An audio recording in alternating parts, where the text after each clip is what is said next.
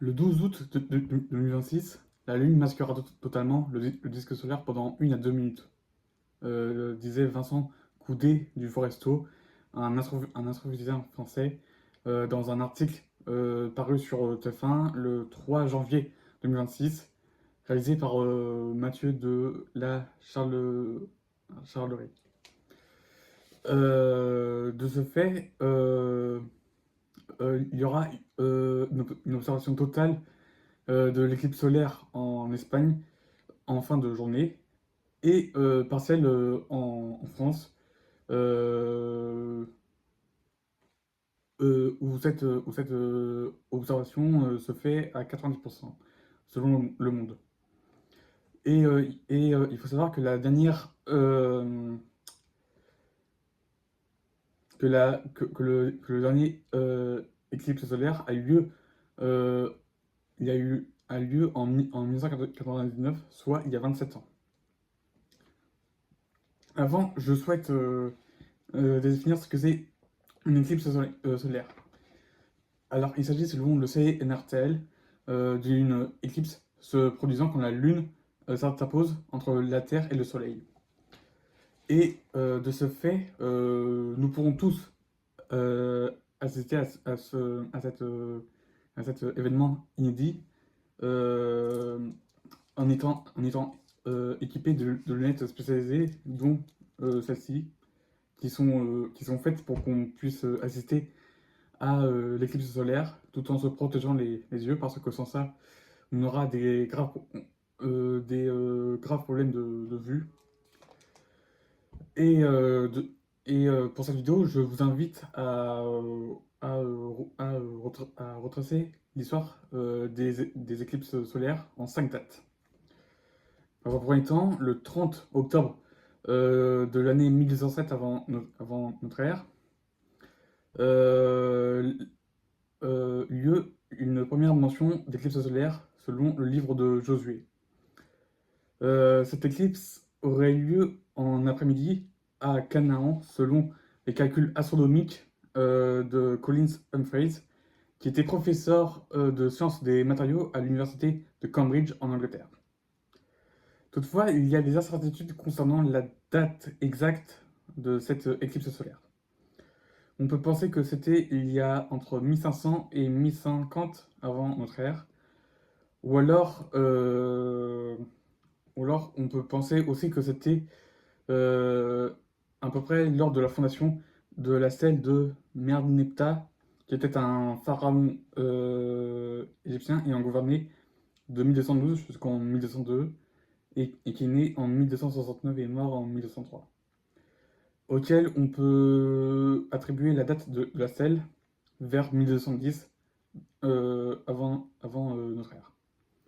On peut aussi situer cette éclipse solaire durant le règne de Ramsès II, qui était un pharaon égyptien de 1269 à 1203, de 1279 jusqu'en 1213, et constitue la date exactement le même jour que la stèle de Merneptah, c'est-à-dire vers 1210. Mais ça, bien sûr, on n'a pas des dates précises. Et selon le livre de Josué, Dieu aurait euh, arrêté la course du soleil par la demande de Josué lui-même. Et cette éclipse est la plus ancienne euh, euh, datée de nos jours. Deuxièmement, le 15 juin de l'année 763 avant notre ère, eut lieu une éclipse solaire de Bourg Sagali en Assyrie.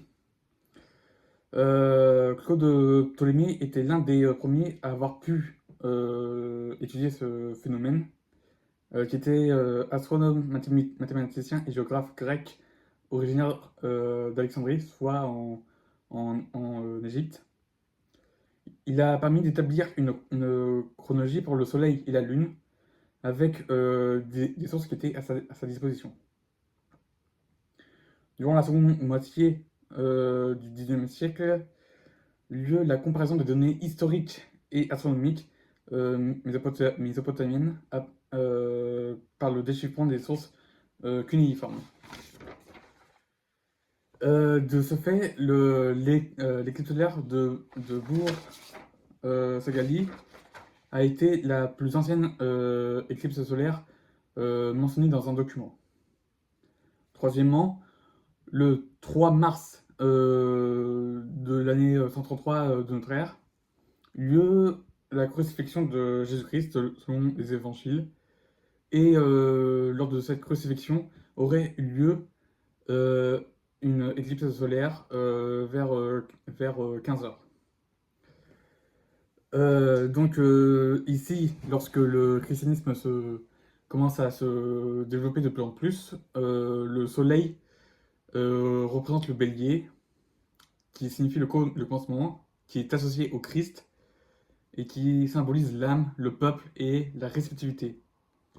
Et ce soleil est privé de la lune, qui est de couleur rouge cuivrée et qui est symbole de conscience, de divin et de roi. Quatrièmement, en 1762 a eu lieu la publication des Magna Eclipsi Solari Quae Contingit Anno 1764, donc à propos de la grande éclipse solaire qui aura lieu en 1764 dans les Acta Eruditorum, qui était une revue scientifique allemande qui avait existé de 1682 jusqu'en 1782. Donc dans cette publication, on a deux illustrations, dont de 1 des calculs et des projections de l'éclipse solaire du 1er avril 1764, et de 2, 12 phases principales de l'éclipse solaire visible depuis Paris ce même jour. Et dans un cinquième et dernier temps, le 22 janvier 1879, eut lieu une éclipse solaire à la fin de la bataille d'Isandlwana, qui se résulte par une victoire zoulou face aux Anglais, et qui s'est produit en Afrique du Sud. Donc pour les Zoulous, qui est un peuple originaire d'Afrique du Sud principalement, il s'agit d'un signe favorable des ancêtres pour remporter cette bataille contre, la colonisation européenne, tandis que pour les Anglais, euh,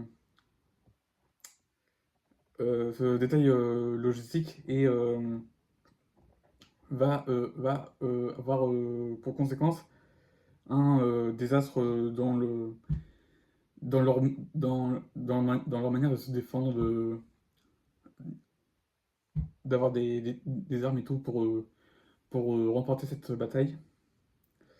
Et de ce fait, pour les Zoulous, ce jour du 22 janvier est symbolique parce qu'ils considèrent ce jour-là comme le jour de la lune morte.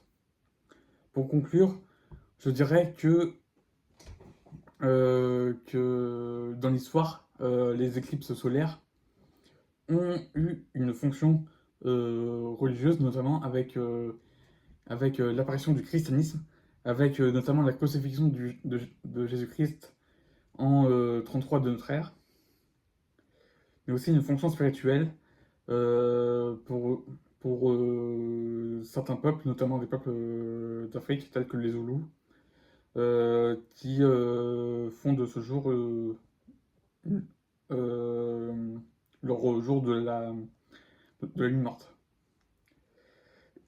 Et il faut aussi savoir que selon Le Monde, la prochaine éclipse solaire aurait lieu le 3 septembre 2081.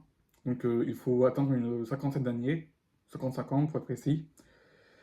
Et, de notre vivant, je trouve que nous avons de la chance d'assister à ce spectacle magnifique qui se produit au moins une fois dans une vie. Euh, et voilà, j'espère que cette vidéo vous aura plu. N'hésitez pas à vous abonner, à mettre un j'aime, un commentaire et aussi à partager la vidéo si elle vous a plu. Et je vous dis à très bientôt.